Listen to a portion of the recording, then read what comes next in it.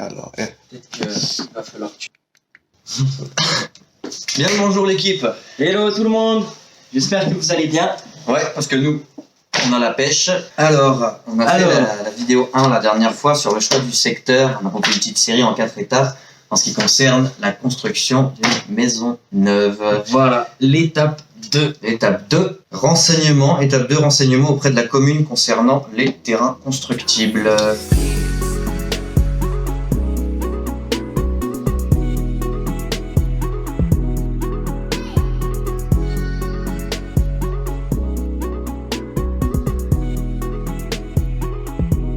Maintenant que vous avez sélectionné votre commune, qui pourrait donc recevoir votre projet. Il y a un con qui plante des clous. La meilleure chose que vous pouvez faire, c'est d'aller vous renseigner auprès de la commune de l'endroit que vous avez sélectionné. Exactement. La commune tient toutes les informations qui sont données par rapport à la ville. Elle est au courant des terrains qui sont constructibles et ceux qui ne le sont pas. Voilà, tout à fait. Et par la même occasion, tout ce qui est viable à la construction et ce qui ne l'est pas. Voilà. Constructible ne veut pas dire viabilisé. Voilà, tout à fait. Il faut savoir qu'en France, on peut acheter des terrains, mais qui ne servent à rien. Voilà. Voilà. C'est possible. C'est possible. J'ai un proche qui lui a acheté un beau terrain près de Bordeaux. Il a été négligent dans sa transaction, dans sa façon de faire, et il s'est rendu compte qu'en fait, la seule chose qu'il pouvait y faire, c'était regarder les arbres pousser ou tondre la pelouse, quoi. Donc c'est dommage. Très dommage. Pour la petite anecdote, il faut savoir que les terrains viables ou non viabilisés, c'est pour une raison.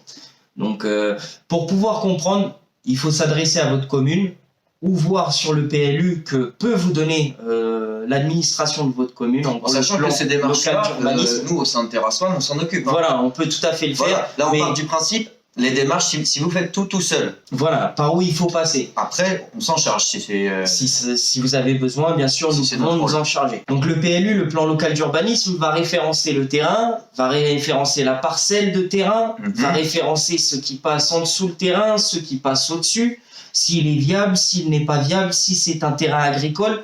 Voilà, il va référencer énormément de choses. Il faut savoir que sur un terrain où il y a des réseaux qui passent et qui n'est pas viabilisé à la construction, cela veut dire que vous ne pourrez pas poser votre maison dessus. Ouais, donc, c'est une erreur d'acheter ce genre de terrain.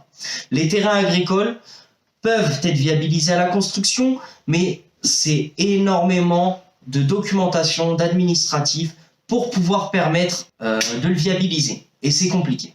Voilà. Mettons donc on trouve notre terrain viabilisé. Il est aussi intéressant de voir quels sont les projets futurs de la commune. Très important. Très important. Très important. Vous pouvez tout à fait décider de vouloir vivre dans un endroit un peu plus rural, moins cher, un peu moins accessible, relativement à proximité, et vous tenir au courant pour savoir que dans tant de temps il y aura éventuellement une gare, dans tant de temps il y aura une pharmacie, ceci, cela, ou des routes qui vont se construire encore.